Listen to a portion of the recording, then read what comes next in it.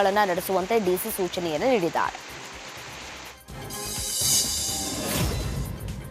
ಪಕ್ಕದ ಮನೆ ಗೋಡೆ ಕುಸಿದು ಬಿದ್ದು ವ್ಯಕ್ತಿ ಸಾವನ್ನಪ್ಪಿರುವ ಘಟನೆ ಧಾರವಾಡ ತಾಲೂಕಿನ ವೆಂಕಟಾಪುರ ಗ್ರಾಮದಲ್ಲಿ ನಡೆದಿದೆ. ಪಕ್ಕದ ಮನೆ ಗೋಡೆ ಗುಡಿಸಲಿನ ಮೇಲೆ ಕುಸಿದು ಬಿದ್ದ ಪರಿಣಾಮ ಓರ್ವ ವ್ಯಕ್ತಿ ಸಾವನ್ನಪ್ಪಿದ್ದಾನೆ. ಇಬ್ಬರಿಗೆ ಗಂಭೀರವಾಗಿ ಗಾಯಗಳಾಗಿವೆ.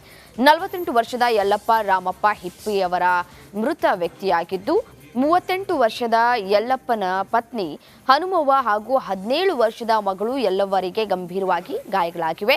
ಗಾಯಾಳುಗಳನ್ನು ಧಾರವಾಡ ಜಿಲ್ಲಾಸ್ಪತ್ರೆಗೆ ದಾಖಲಿಸಲಾಗಿದೆ. ಈ ಸಂಬಂಧ ಗರಗ ಪೊಲೀಸ್ ಠಾಣೆಯಲ್ಲಿ ಪ್ರಕರಣ ದಾಖಲಾಗಿದೆ. ಮಲೆನಾಡು ಭಾಗದಲ್ಲಿ ಭಾರೀ ಗಾಳಿ ಮಳೆ ಹಿನ್ನೆಲೆ ಚಾರ್ಮಾಡಿ ಘಾಟಿಯಲ್ಲಿ ಧರೆ ಕುಸಿದು ಟ್ರಾಫಿಕ್ ಜಾಮ್ ಉಂಟಾಗಿತ್ತು. ಚಿಕ್ಕಮಗಳೂರು ದಕ್ಷಿಣ ಕನ್ನಡ ವಿಭಾಗದಲ್ಲಿರುವ ಚಾರ್ಮಾಡಿ ಘಾಟ್ನ 10ನೇ ತಿರುವಿನಲ್ಲಿ ಘಟನೆ ನಡೆದಿದೆ. ಕೊಟ್ಟಿಗೆಹಾರ ಚೆಕ್ ಪೋಸ್ಟ್ನಿಂದ ಮಂಗಳೂರು ಕಡೆಗೆ ಹೋಗುವ ರಸ್ತೆಯಲ್ಲಿ ಕೆಲ ಹೊತ್ತು ಟ್ರಾಫಿಕ್ ಜಾಮ್ ಉಂಟಾಗಿತ್ತು.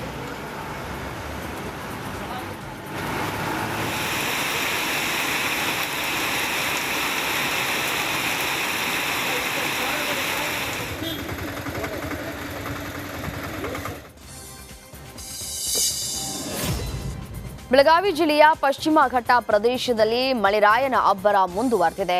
ಸಪ್ತ ನದಿಗಳು ಉಕ್ಕಿ ಹರಿತಾ ಇದ್ದು ಜಿಲ್ಲೆಯಲ್ಲಿ ಪ್ರವಾಹದ ಭೀತಿ ಎದುರಾಗಿದೆ. ಈ ಹಿನ್ನೆಲೆ ಉಸ್ತುವಾರಿ ಸಚಿವ ಸತೀಶ್ ಜಾರಕಿಹೊಳಿ ನೇತೃತ್ವದಲ್ಲಿ ಜಿಲ್ಲಾ ಮಟ್ಟದ ಅಧಿಕಾರಿಗಳ ಸಭೆಯನ್ನು ನಡೆಸಲಾಯಿತು. ಪ್ರವಾಹ ಸಂಭವಿಸಿದರೆ ಕೈಗೊಳ್ಳಬಹುದಾದ ಕ್ರಮಗಳ ಬಗ್ಗೆ ಚರ್ಚೆಯನ್ನ ನಡೆಸಿದರು.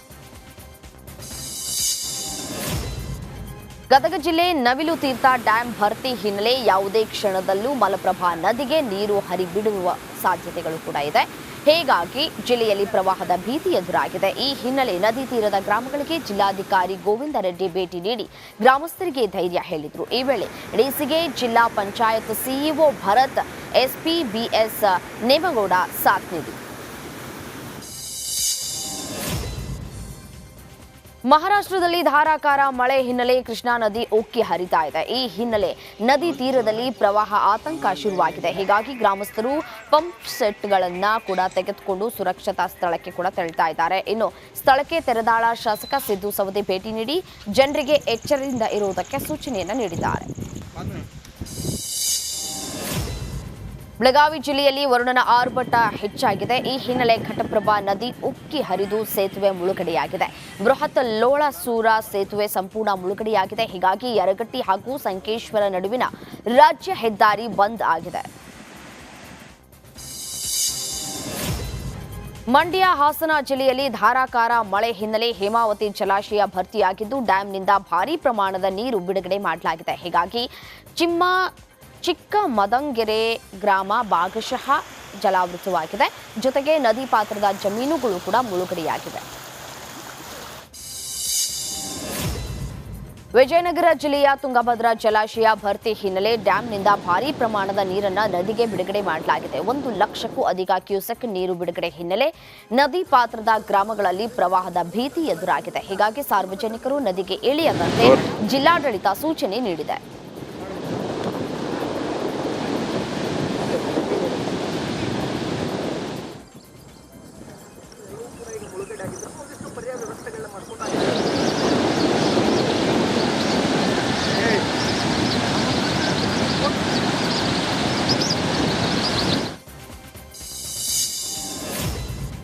ಕಾವೇರಿ ಜಲಾನಯನ ಪ್ರದೇಶದಲ್ಲಿ ಭಾರೀ ಮಳೆ ಹಿನ್ನೆಲೆ ಕೆಆರ್ಎಸ್ ಡ್ಯಾಂನ ಒಳಹರಿವು ಹೆಚ್ಚಾಗಿದೆ. ಇನ್ನು ನದಿ ಪಾತ್ರದ ಪ್ರವಾಹ ಭೀತಿ ಎದುರಾಗಿದೆ. ನದಿ ಪಾತ್ರದಲ್ಲಿ ಈ ಹಿನ್ನೆಲೆ ಪ್ರವಾಸಿ ತಾಣಗಳಿಗೆ ಜಿಲ್ಲಾಡಳಿತ ನಿರ್ಬಂಧವನ್ನು ವಿಧಿಸಿದೆ. ಸಂಗಮ, ಗಾಳಿಬೋರೆ, ಮೇಕೆದಾಟು ಪ್ರದೇಶಕ್ಕೆ ಸಾರ್ವಜನಿಕರಿಗೆ ನಿರ್ಬಂಧವನ್ನು ಹೇರಲಾಗಿದೆ. ನದಿ ದಂಡೆಯ ಗ್ರಾಮಸ್ಥರು ಎಚ್ಚರಿಕೆಯನ್ನು ವಹಿಸುವಂತೆ ಸೂಚನೆ ನೀಡಲಾಗಿದೆ. ದಕ್ಷಿಣ ಕನ್ನಡ ಜಿಲ್ಲೆಯಲ್ಲಿ ಭಾರೀ ಗಾಳಿ ಮಳೆಯಾಗ್ತಾ ಇದೆ. ಬಿರುಗಾಳಿಗೆ ಮರಗಳು, ವಿದ್ಯುತ್ ಕಂಬಗಳು ಧರಾಶಾಹಿಯಾಗಿವೆ. ಸೂರತ್ಕಲ್ನ ಕಾಟಿಪಳ್ಳ, ಕೃಷ್ಣಾಪುರದಲ್ಲಿ ಘಟನೆ ನಡೆದಿದೆ. ಬಿರುಗಾಳಿಯ ದೃಶ್ಯ ಮೊಬೈಲ್ನಲ್ಲಿ ಸೆರೆಯಾಗಿದೆ. ಕಳೆದ 4-5 ದಿನಗಳಿಂದ ಜಿಲ್ಲೆಯಲ್ಲಿ ಬಿರುಗಾಳಿ ಮಳೆಯಾಗ್ತಾ ಇದೆ.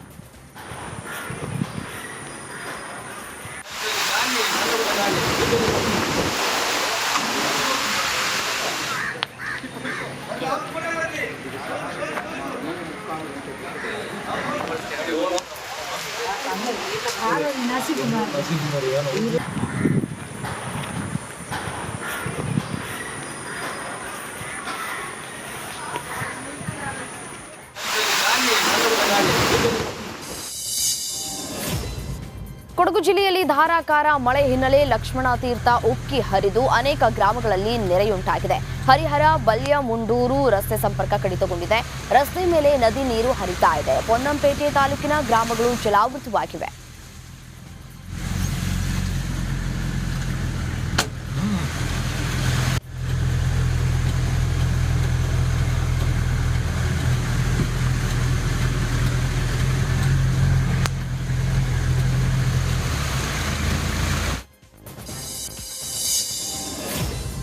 ಹಾವೇರಿ ಜಿಲ್ಲೆಯಲ್ಲಿ ಮಳೆಯ ಅಬ್ಬರಕ್ಕೆ ವರದಾ ನದಿ ಅಪಾಯ ಮಟ್ಟ ಮೀರಿ ಹರಿತಾ ಇದೆ. ನದಿಯ ಪ್ರವಾಹಕ್ಕೆ ನೂರಾರು ಎಕರೆ ಬೆಳೆಯಲ್ಲಿ ಬೆಳೆದ ಸೋಯಾಬೀನ್, ಕಬ್ಬು, ಅಡಿಕೆ, ಹತ್ತಿ ಬೆಳೆ ಜಲಾವೃತವಾಗಿದೆ. ಈ ಕುರಿತ ಈಗಾಗಲೇ ವರದಿಯನ್ನು ಕೂಡ ಬಿತ್ತರ ಕೂಡ ಮಾಡಲಾಗಿರುವಂಥದ್ದು. ಸಂಬಂಧಪಟ್ಟಂತಹ ಅಧಿಕಾರಿಗಳು ಕೂಡ ಸ್ಥಳಕ್ಕೆ ಭೇಟಿಯನ್ನು ನೀಡಬೇಕು ಅಂತ ಹೇಳಿ ಒಂದು ಕಡೆ ಮನವಿಯನ್ನು ಕೂಡ ಮಾಡಿಕೊಳ್ಳಲಾಗಿದೆ. ಗದಗ ನಗರ ನರಿಬಾಬಿ ಬಡಾವಣೆ ರಸ್ತೆಯಲ್ಲಿ ಏಕಾಏಕಿ ಭೂಕುಸಿತವಾಗಿದೆ. ಸುಮಾರು 5 ಅಡಿ ಆಳ ಭೂಕುಸಿತವಾಗಿದ್ದು ಜನರಲ್ಲಿ ಆತಂಕವನ್ನ ಸೃಷ್ಟಿ ಮಾಡಿದೆ. ವಾಹನ ತೆಗೆಯುವಾಗ ಏಕಾಏಕಿ ಭೂಮಿ ಕುಸಿದಿದ್ದು ಜನರು ಭಯದಲ್ಲೇ ಜೀವನವನ್ನ ನಡೆಸ್ತಾ ಇದ್ದಾರೆ.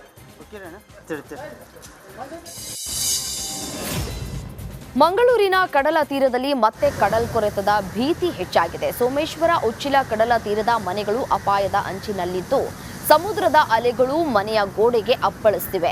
ಸರಿಯಾಗಿ ತಡೆಗೋಡೆ ನಿರ್ಮಿಸದೇ ಇರೋದೇ ಈ ಪರಿಸ್ಥಿತಿಗೆ ಕಾರಣ ಅಂತ ಹೇಳಿ ಸ್ಥಳೀಯರು ಆಕ್ರೋಶವನ್ನು ವ್ಯಕ್ತಪಡಿಸ್ತಾ ಇದ್ದಾರೆ.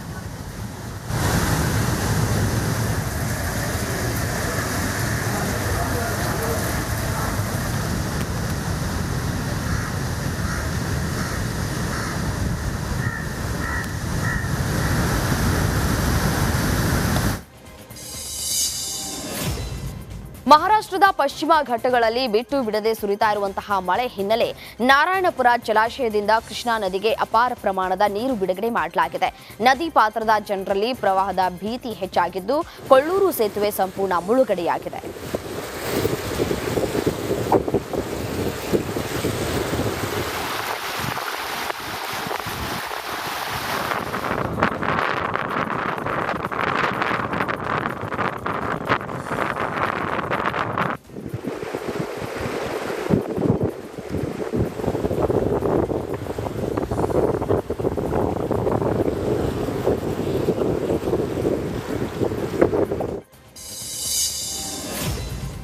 ಎಸ್ಸಿ ಮತ್ತು ಎಸ್ಟಿ ಸಮುದಾಯಕ್ಕೆ ಮೀಸಲಿಟ್ಟಿದ್ದ ಹಣವನ್ನ ಅನ್ಯ ಯೋಜನೆಗಳಿಗೆ ಬಳಕೆ ಮಾಡಿಕೊಂಡಿದ್ದನ್ನ ಖಂಡಿಸಿ ಕಲಬುರಗಿಯಲ್ಲಿ ಪ್ರತಿಭಟನೆಯನ್ನ ನಡೆಸಲಾಗಿದೆ. ನಗರದಲ್ಲಿ ಬಹುಜನ ಸಮಾಜ ಪಕ್ಷ ವತಿಯಿಂದ ಪ್ರತಿಭಟನೆಯನ್ನು ನಡೆಸಲಾಗಿದೆ.